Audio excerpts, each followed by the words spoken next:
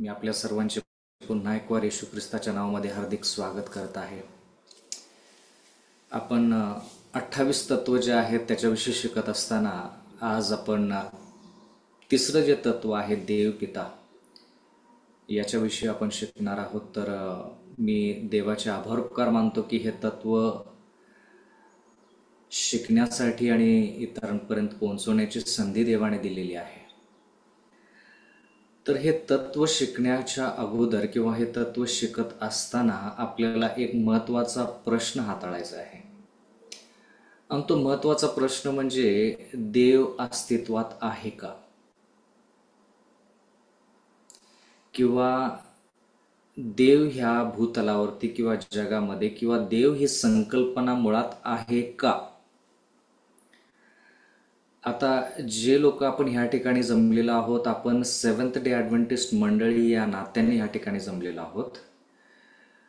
पण आपल्या अवतीभोवती जर आपण लोक पाहिले तर काही लोक हिंदू आहेत, मुस्लिम आहेत, बौद्ध आहेत, शीख आहेत, नास्तिक आहेत, वेगवेगळ्या धर्माचे लोक आहेत. आणि त्या लोकांपर्यंत जर पोहोचायचं असेल किंवा जिवंत देव याची संकल्पना जर त्या लोकांना सांगायची असेल तर आपल्याला पवित्र शास्त्राचा उपयोग किंवा पवित्र शास्त्राचा वापर न करता पवित्र शास्त्राच्या बाहेर जाऊन त्यांना पुरावे द्यावे लागतील की देव अस्तित्वात आहे. म्हणून आजचा जो संदेश आहे तो आपण सर्वांनी लक्षपूर्वक ऐकावा, कारण की आपण फक्त सेव्हन्थ डे ॲडव्हेंटिस्ट मंडळीचे सभासद या नात्याने विचार न करता इतर लोक जे आहेत जे पवित्र शास्त्रावरती विश्वास ठेवत नाहीत त्यांच्यापर्यंत देव कसा पोहोचवायचा याच्याविषयी आज आपण विचार करणार आहोत. कारण की सेव्हन्थ डे ॲडव्हेंटिस्ट मंडळीचे सभासद या नात्याने आपल्याकडे पवित्र शास्त्र आणि पवित्र शास्त्रामध्ये भरपूर असे वचनं आहेत जे देवाच्या अस्तित्वाविषयी आपल्याला सांगतात. पण जर तुम्ही हिंदू व्यक्तीचा विचार केला किंवा हिंदू व्यक्तीला जर तुम्ही सांगायचं की देव अस्तित्वात आहे, देव पिता अस्तित्वात आहे, तर तुम्ही त्याच्यासमोर पवित्र शास्त्र उघडू शकत नाही. तो म्हणेल की तुम्ही तुमच्या धार्मिक शास्त्रातून आम्हाला सांगत आहात आणि त्या पवित्र शास्त्रावरती आम्ही विश्वास ठेवत नाही. जर तुम्ही मुस्लिम किंवा इस्लाम धर्माकडे गेला आणि तुम्ही जर पवित्र शास्त्राचा वापर करून त्यांना देव जो पिता किंवा देव कोणता आहे आणि तो कुठं आहे आणि काय करतो याच्याविषयी पवित्र शास्त्रातून सांगितलं तर ते लोक पवित्र शास्त्रावरती विश्वास ठेवत नाहीत, ते तुमचं ऐकणार नाहीत. जर नास्तिकाच्या समोर आपण जाऊन पवित्र शास्त्र उघडलं आणि सांगितलं की देव आहे, तर तो म्हणेल की मी कोणत्याच देवावरती विश्वास ठेवत नाही, मी कोणत्याच शास्त्रावरती विश्वास ठेवत नाही. तर त्या ठिकाणी पवित्र शास्त्र त्याच्यासमोर खुलं करून सांगणं हे चुकीचं ठरेल. म्हणून मला तुमच्या संगती ह्या आठवड्याभर अभ्यास करायचा आहे की पवित्र शास्त्र न वापरता, पवित्र शास्त्र न उघडता देवाचं अस्तित्व आहे का हे आपल्याला कसं सिद्ध करता येईल. देव अस्तित्वात आहे का किंवा देव आहे का ह्या गोष्टी होय किंवा नाही ह्या सिद्ध करायच्या असतील तर पवित्र शास्त्र न वापरता ते कसं सिद्ध करता येईल हा अभ्यासक्रम फार गरजेचा आहे. कारण की आपण एकामेकांना सांगू शकतो, ॲडव्हेंटिस्ट या नात्याने, सेव्हन्थ ॲडव्हेंटिस्ट मंडळी या नात्याने एकामेकांना आपण सांगू शकू की देव अस्तित्वात आहे किंवा नाही. पण जर तुम्हाला इतरांना सांगायचं असेल तर त्या ठिकाणी पवित्र शास्त्र न उघडता तुम्हाला देव अस्तित्वात आहे का हे सांगता येतं का. म्हणून आजचा अभ्यासक्रम जो आहे तो एक प्रश्न आपण विचारणार आहोत की देव अस्तित्वात आहे का. आणि म्हणून आज ह्या सत्रामध्ये मी पवित्र शास्त्र न उघडता देवाच्या वचनामधून एकही वचन न वाचता मला देवाच्या वचनाच्या व्यतिरिक्त पुरावे आहेत का की देव अस्तित्वात आहे याचा अभ्यासक्रम तुमच्याशी करायचा आहे. आणि म्हणून आज मी फक्त एक पाया घालणार आहे आणि त्या पायावरती आपण आपला अभ्यासक्रम किंवा हे तिसरं तत्व जे आहे ते तिसरं तत्व शिकणार आहोत. तर हा पाया जो आहे, हा पाया घालत असताना 3 प्रकारचे लोक तुम्हाला पाहायला मिळतील ह्या जगामध्ये. आणि जो अभ्यासक्रम आपण करत आहोत तो अभ्यासक्रम अतिशय महत्वाचा आहे. आज आपल्याला वाटेल की सेव्हन्थ ॲडव्हेंटिस्ट मंडळीमध्ये आपण आहोत, आपल्याला देवाच्या अस्तित्वाविषयी माहीत आहे, तर ह्या गोष्टी शिकण्याची गरज काय? तर ह्या गोष्टी शिकण्याची गरज याच्यासाठी आहे कारण की लोकांनी जर तुम्हाला विचारलं की बाबा देव अस्तित्वात आहे हे तुम्ही पवित्र शास्त्रातून सांगता, आम्ही आमच्या ग्रंथातून तुम्हाला सांगतो की देव अस्तित्वात नाही, मग काय कराल? म्हणून तुम्हाला पवित्र शास्त्राचा वापर न करता ज्या गोष्टी तुम्ही विश्वास ठेवता त्या गोष्टी तुम्हाला सिद्ध करता आल्या पाहिजेत. तुम्हाला माहित आहे का की ह्या भूतलावरती जेवढे न्यायालय आहेत, मग ते जिल्हा न्यायालय असू दे किंवा राज्य पातळीवरती उच्च न्यायालय असू दे किंवा देश पातळीवरती सर्वोच्च न्यायालय असू दे, त्या सर्व गोष्टी ज्या आहेत, ते सर्व न्यायालय जे आहेत ते एका पायावरती किंवा एका स्तरावरती विचार करतात आणि तो स्तर म्हणजे पुरावा. तर आपल्याकडे असा काय पुरावा आहे का की पवित्र शास्त्राच्या व्यतिरिक्त आपण हा पुरावा देऊ शकतो की देव अस्तित्वात आहे? म्हणून या जगामध्ये 3 प्रकारचे लोक आहेत. 3 प्रकारच्या लोकांपेक्षा चौथा प्रकार कोणताच नाही. एक प्रकार म्हणजे जे लोक अविश्वासू आहेत पण ते शोध करत आहेत. अविश्वासू आहेत म्हणजे थोडक्यात काय की त्यांना देव अस्तित्वात आहे हे ते मान्य करत नाहीत. देव अस्तित्वात आहे हे ते मान्य करत नाहीत पण ते शोधत आहेत. मग ते कशा प्रकारचे लोक आहेत ते पाहूया. मुद्दा नंबर 1, अविश्वासू लोक जे शोधत आहेत की सत्य काय आहे, ते शोधतायत. मग ते काय करतात, ते लोक पडताळणी करायच्या अगोदर किंवा पडताळणी ते करत नाहीत आणि ते म्हणतात की देव अस्तित्वात नाही. हे एक प्रकारचे लोक आहेत. म्हणजे थोडक्यात काय की त्यांचे जो दृष्टिकोन आहे किंवा त्यांची जी नजर आहे ती फक्त प्रश्नांवरती असते. फक्त प्रश्न, पुराव्यावरती त्यांची नजर नसते. तुम्ही त्यांना किती पुरावा द्या, त्यांचं लक्ष पुराव्याकडे नसून त्यांचं लक्ष प्रश्नाकडे असतं आणि ते अविश्वासू आहेत पण ते संशोधन करणारे आहेत. अविश्वासू म्हणजे त्यांना पुराव्याशी काही घेणं देणं नाही. तुम्ही पुरावे जरी दिले तर ते अविश्वासू आहेत. त्यांना फक्त प्रश्नच पडतो की देव कसं काय अस्तित्वात असू शकतो, देव अस्तित्वात कसा काय असू शकतो, देव जगामध्ये आहे का, असा त्यांचा प्रश्न असतो. मुद्दा नंबर 1, अविश्वासू लोक. मी म्हटलं की 3 प्रकारचेच लोक ह्या जगामध्ये आहेत. तर 1, अविश्वासू. दुसऱ्या प्रकारचे लोक जे आहेत ते विश्वासू आहेत. काय आहेत ते? विश्वासू आहेत. ते काय करतात, पुरावा द्यायच्या अगोदरच विश्वास ठेवतात. पुरावा द्यायच्या अगोदरच ते काय करतात, विश्वास ठेवतात. त्यांचं लक्ष प्रश्नांकडे नसतं, त्यांचं लक्ष पुरावा. म्हणजे थोडक्यात काय की बाबा मी विश्वासू आहे, मी देवावरती विश्वास ठेवतो. म्हणजे काय, मला फक्त पुरावा द्या, मी त्या पुराव्यावरती न पडताळणी करता विश्वास ठेवतो. ते पडताळणी करत नाहीत. हे दुसऱ्या प्रकारचे लोक. पहिल्या प्रकारचे लोक कसे, जे अविश्वासू आहेत. म्हणजे त्यांना पुरावा जरी दिला तर त्या पुराव्यावरती त्यांचा विश्वास बसत नाही किंवा त्यांचा पुराव्यावरती विश्वास नसतो आणि म्हणून ते काय करतात, सगळे पुरावे जे आहेत ते बाजूला करतात. ते पडताळणीच करत नाहीत. ते म्हणतात की नाही, देव अस्तित्वात नाही, प्रश्न मिटला. पडताळणी करून बघा, नाही पडताळणी करायची. ते एक प्रकारचे लोक. दुसऱ्या प्रकारचे लोक जे विश्वासू आहेत. म्हणजे त्यांना काय, ते म्हणतात की मला पडताळणी करायची गरज नाही, देव अस्तित्वात आहे. दोन्ही ठिकाणी पडताळणी होत नाही. एक ठिकाणी पडताळणी याच्यासाठी होत नाही की त्यांना करायचंच नाही, त्यांना म्हणायचं की देव अस्तित्वात नाही. दुसरे लोक पण पडताळणी करत नाहीत, ते म्हणतात की देव अस्तित्वात आहे. आणि दोघेही चुकीचे आहेत. एक म्हणतो की मी फक्त प्रश्नावरती विश्वास ठेवणार, देव अस्तित्वात नाही. दुसरा म्हणतो की मी फक्त पुराव्यावरती विश्वास ठेवणार आणि म्हणणार की देव अस्तित्वात नाही किंवा देव अस्तित्वात आहे. आजचा संदेश समजण्यासाठी थोडं आपल्याला लक्ष द्यावं लागेल. पण जर आपण लक्ष दिलं, ह्या सर्व गोष्टींचा विचार केला, तर ह्या गोष्टी आपल्याला येणाऱ्या काळामध्ये फार फायदेशीर ठरतील. कारण की येणाऱ्या काळामध्ये आपल्याला आडवे तडवे सर्व प्रकारचे प्रश्न विचारले जातील. आपल्याला त्या प्रश्नाचं उत्तर देता आलं पाहिजे. आपण सेव्हन्थ डे ऍडव्हेंटिस्ट मंडळीचे सभासद असल्या कारणाने आपल्याला इतर लोक कसा विचार करतात आणि तो विचार का करतात याचाही आपल्याला अभ्यास करावा लागेल. आणि तिसऱ्या प्रकारचे लोक म्हणजे जे लोक न्यूट्रल, म्हणजे विश्वासूही नाहीत अविश्वासूही नाहीत, ते मध्ये आहेत. ते काय करतात की ते लगेच होय म्हणत नाहीत. कोणत्याही गोष्टीला ते लगेच होय म्हणत नाहीत.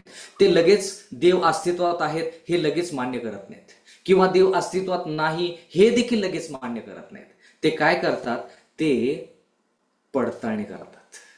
ते काय करतात, पडताळणी करतात. आणि मग पडताळणी केल्यानंतर पुरावा जास्ती करून कोणत्या बाजूला आहे ते बघतात आणि मग त्याच्यावरती निर्णय घेतात. परत एकदा, जे लोक मध्ये आहेत, जे लोक अविश्वासू पण नाहीत आणि विश्वासू पण नाहीत, ते सुरुवातीला काय करतात, पडताळणी करतात. ते कोणत्याही बाजू घेत नाहीत. ते सुरुवातीला काय करतात, पडताळणी करतात. आणि पडताळणी केल्यानंतर ते विचार करतात की बाबा कोणत्या बाजूला पुरावा जास्त आहे. देव अस्तित्वात आहे हा पुरावा जास्त आहे का देव अस्तित्वात नाही हा पुरावा जास्त आहे. जर देव अस्तित्वात नाही हा पुरावा जर जास्त असेल तर ते मध्ये जे लोक आहेत ते देव अस्तित्वात नाही याच्यावरती विश्वास ठेवतात. पण जर त्यांना पुरावा मिळाला की देव अस्तित्वात आहे, जास्त पुरावा जर आहे की देव अस्तित्वात आहे, मग ते पडताळणी करून म्हणतात की देव अस्तित्वात आहे. कारण की पुरावा जास्त कुठे आहे ते त्याच्याकडे लक्ष देतात. म्हणून ह्या तिन्ही प्रकारापैकी तुम्ही आणि मी कोणत्या प्रकारामध्ये आहोत? अविश्वासू, जो पडताळणी करायच्या अगोदरच म्हणतो की नाही देव अस्तित्वात आहे किंवा देव अस्तित्वात नाही, म्हणजे आपल्याला विश्वासच ठेवायचा नाहीये, पडताळणीच करायची नाही. 2, जो पडताळणी करतो आणि म्हणतो की देव अस्तित्वात आहे किंवा देव अस्तित्वात नाही, तो पडताळणी काय करतो, पडताळणी करायच्याच भानगडीत पडत नाही. तो अगोदरच म्हणतो की देव अस्तित्वात आहे किंवा देव अस्तित्वात नाही. आणि तिसरं म्हणजे बाबा मला पडताळणी केल्याशिवाय काही सांगता येणार नाही की देव अस्तित्वात आहे किंवा नाही. आणि हा अभ्यासक्रम फार गरजेचा आहे आपल्याला. म्हणून मला वाटलं की हे तिसरं तत्व जे माझ्या वाट्याला आलेलं आहे, मी तो आशीर्वाद समजतो आणि मी जे आयोजक आहेत त्यांचे देखील आभार उपकार मानतो की त्यांनी हे मला तत्व दिलेलं आहे. तर आपण काय करायचं, ह्या ठिकाणी पाया घालायचं आणि त्या पायावरती आपण काय करायचंय, पुढे जायचंय. ह्याच्याविषयी मी उद्या देखील थोडा अभ्यासक्रम करेल तुमच्या संगती, जेणेकरून जो अभ्यासक्रम आपण करत आहोत तो पक्का होत जाईल. जेवढा पाया आपण वारंवार त्याच्यावरती अभ्यास करू तेवढा तो पाया भक्कम होतो. बरं, आता आपण पुढे जाऊया. मग पुढे जात असताना आपण असा विचार करायचा की आपण कसे आहोत, मध्ये आहोत. अविश्वासू पण नाही आणि विश्वासू पण नाही, आपण मध्ये आहोत. म्हणजे थोडक्यात काय, पडताळणी केल्याशिवाय आपण कोणतीही बाजू घ्यायची नाही. पडताळणी केल्याशिवाय आपण म्हणायचं नाही की देव अस्तित्वात आहे. पडताळणी केल्याशिवाय आपण असं म्हणायचं नाही की देव अस्तित्वात नाही. पडताळणी करायची दोन्ही बाजूला. ठीक आहे, म्हणजे थोडक्यात चांगली आणि वाईट गोष्ट दोन्ही बाजूला आपण पडताळणी करून पाहिजे. बर, तिसरी गोष्ट किंवा त्याचा पुढचा मुद्दा असा आहे की आपण पुरावे शोधायचे. जर आपल्याला पुरावे मिळत आहेत की देव अस्तित्वात नाही, तर तो पुरावा योग्य आहे का, तो पुरावा विचारपूर्वक आहे का, तो पुरावा त्याच्यामध्ये काय तथ्य आहे का, त्या पुराव्यामध्ये काय अर्थ आहे का, या गोष्टी बघायच्या. देव अस्तित्वात नाही असं जर आपण पुराव्यात निश्चित शोधून काढलं तर त्या पुराव्यामध्ये अर्थ आहे का, तो पुरावा तत्वामध्ये बसतो का, असं आपण बघायचं. दुसऱ्या बाजूला जर आपण म्हणालो की देव अस्तित्वात आहे तर त्याच्यासाठी पुरावा काय, तो पुरावा जो आहे तो पुरावा त्याच्यामध्ये विचार असला पाहिजे, त्याच्यामध्ये अर्थ असला पाहिजे, त्याच्यामध्ये तत्व असलं पाहिजे, तथ्य असलं पाहिजे, मग त्याला आपण पुरावा म्हणू शकतो. ठीक आहे. मग ह्या सर्व गोष्टी शिकत असताना आपण वातावरण देखील तसंच काय केलं पाहिजे, साधलं पाहिजे. वातावरण कसं पाहिजे, आपण नम्रतेमध्ये शिकलं पाहिजे. आपण काय केलं पाहिजे, नम्रतेमध्ये शिकलं पाहिजे. दुसरी गोष्ट, आपण प्रामाणिक असलं पाहिजे.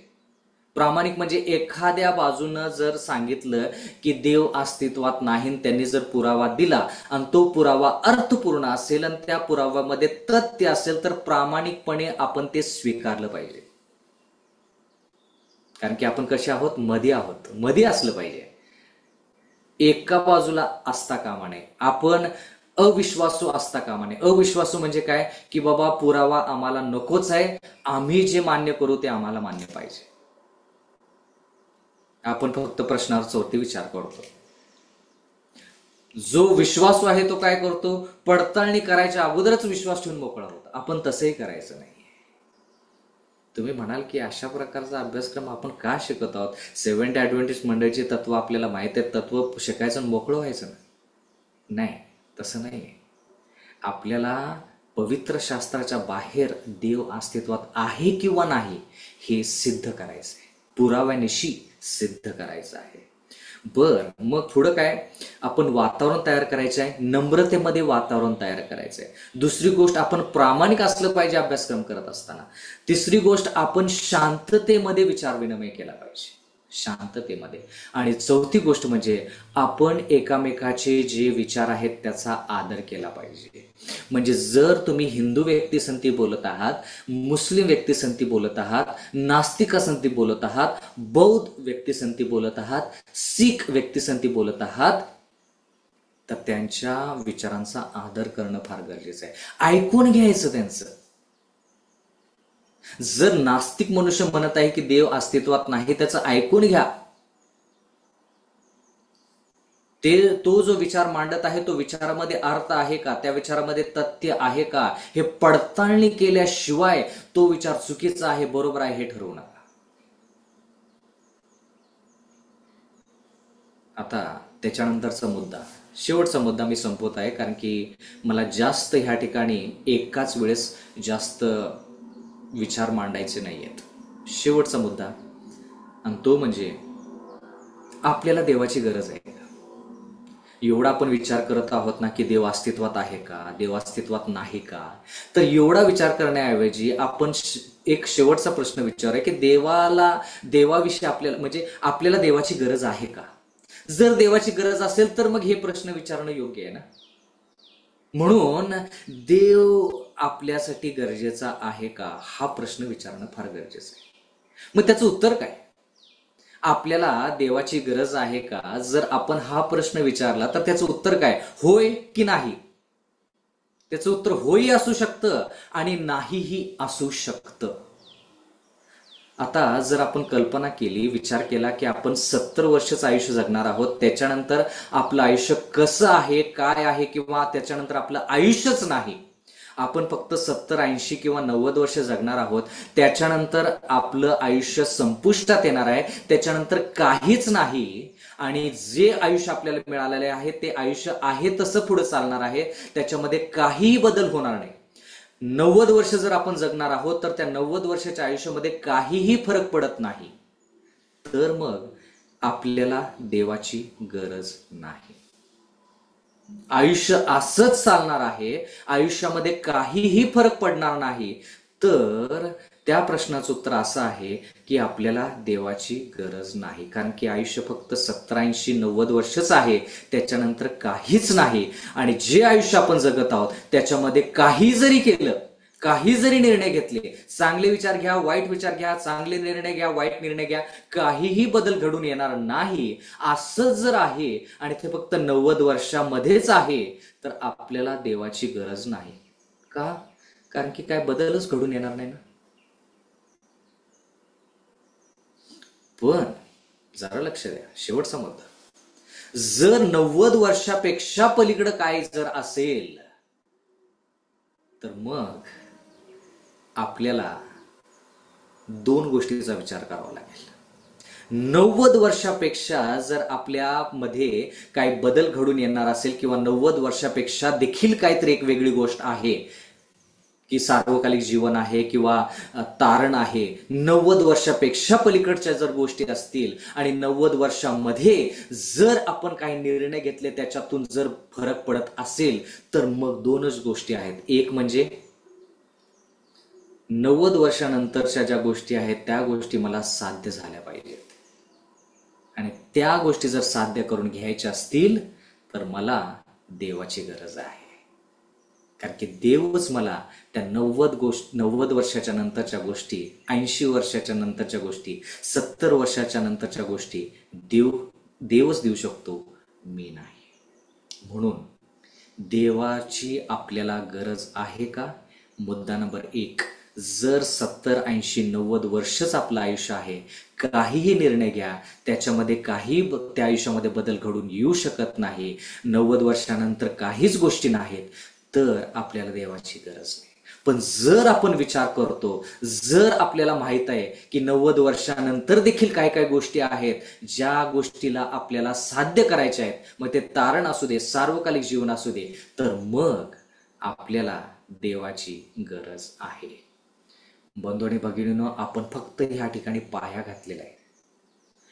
3 प्रकारचे लोक आहेत. एक, अविश्वासू, जो पडताळणी न करता तो फक्त प्रश्नांवरतीच विश्वास ठेवतो आणि तो म्हणतो की पडताळणी जरी केली तर मी देव आहे किंवा देव नाही या गोष्टीवरती विश्वास ठेवत नाही.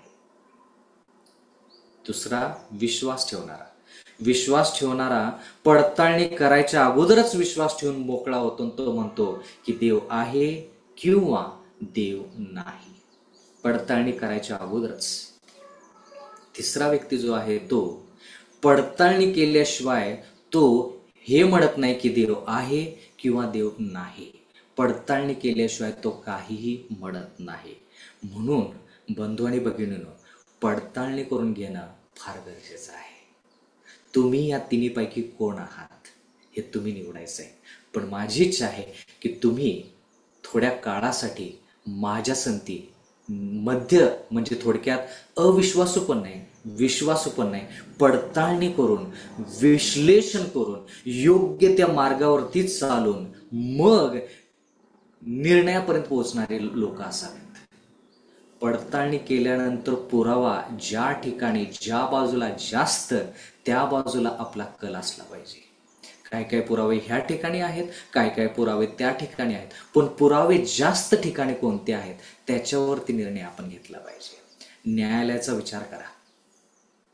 न्यायालयामध्ये पुरावे दोन्ही बाजूने दिले जातात, पण जो पुरावा जास्त भारदस्त आहे, जो पुराव्यामध्ये जास्त वजन आहे, त्या पुराव्याच्या बाजूनं निर्णय घेतला जातो.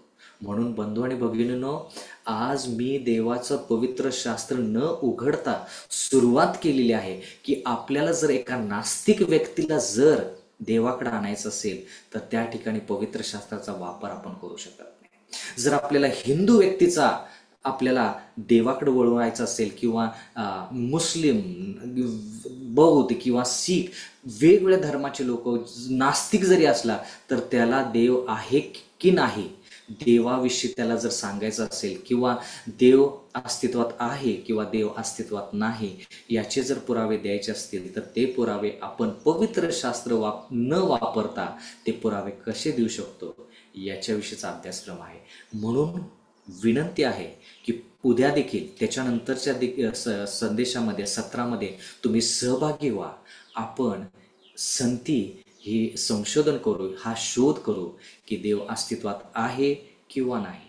जर अस्तित्वात नाही तर तो भाग वेगळा, जर अस्तित्वात असेल तर तो देव कोणता आहे याची आपण पडताळणी करून घेऊया. परमेश्वर आपणा सर्वांस आशीर्वाद देव. आमेन.